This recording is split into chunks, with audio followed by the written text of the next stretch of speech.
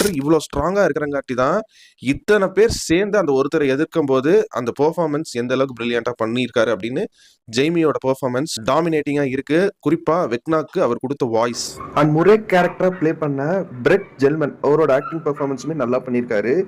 Season 4 compare பண்ணும்போது இந்த சீசன்ல அது குறிப்பா இந்த சாப்டர் பிரிட்ஜ் முடிக்கும் போது ஸ்கிரீன் டைம் அதிகமாக வந்திருக்காரு இந்த சீசன்லன்னு ஒரு ஃபீல் வரும்.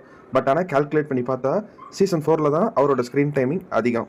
அண்ட் இன்னொரு நோட்டபிள் மென்ஷன் 2 பேர் இருக்காங்க. ஒருத்தர் வந்து ஹாலி வீலரா நடிச்ச நெல் ஃபிஷரும் டெரிக் டேர்ன்பவா நடிச்ச ஜேக் கான்லி. இந்த 2 பசங்களோட ஆக்டிங் ஒரு அவுட்ஸ்டாண்டிங் ஆக்டிங் அண்ட் யூனிக்கா நீங்க வந்து இந்த சீசன்ல எடுத்துட்டு போற 2 கேரக்டரா வந்து இருக்கும். அண்ட் என்னை பொறுத்த வரைக்கும் இந்த சீசனோட ஒரு சைலண்ட் பிரிட்ஜா எல்லாத்துக்குமே இருக்கிறது வந்து ராபின் தான். ஏன்னா ராபின் தான் பாத்தீங்கன்னா ஒரு விஷயத்த கண்டுபிடிக்கிறதுக்கும் ஹீரோக்கே ஒரு சம்பவம் நடக்க போறதுக்கு ஒரு பிரிட்ஜா வந்து இருந்திருக்காங்க.